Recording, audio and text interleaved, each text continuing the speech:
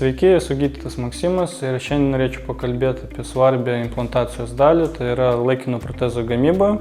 Kodėl mes gaminam pradžiai laikiną protezą, o ne iš karto nuolatinį. Pradėsim nuo to, kad kai mes įsregėm implantus į kaulą, jie ten yra dar neprigyję ir tam, kad jis prigytų, turi praeiti tam tikras laiko tarpas. Tačiau iš karto įsriegus implantus, tos jėgos, su kuria įsisuka implantas į kaulą, užtenka, kad užkabinti laikiną protezą.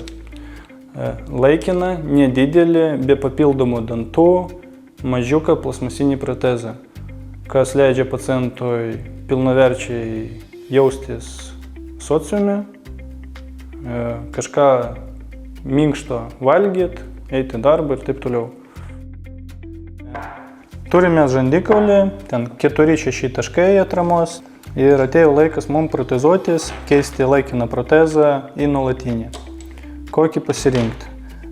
Iš tikrųjų didelio skirtumo nėra, čia kiekvienas žmogus pats sprendžia pagal finansinės galimybės ir estetinius poreikius, bet mes kaip tokį standartą rekomenduojam viršutinį žandikaulį daryti ant cirkonio, apatinį ant hibridinį protezą ant PMA plastmasės su titaninė sėja. Kuom jie skiriasi? Skiriasi tik tai apdala paviršium. Pats širdis yra toks pat. Tai yra titaninė sėja, kuri fiksuojasi implanto arba multi-unit atramu.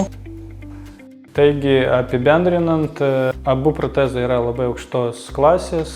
Nesvarbu, kurį protezą jūs pasirinksit, kiekvienas sprendžia pagal savo estetinius lūkesčius.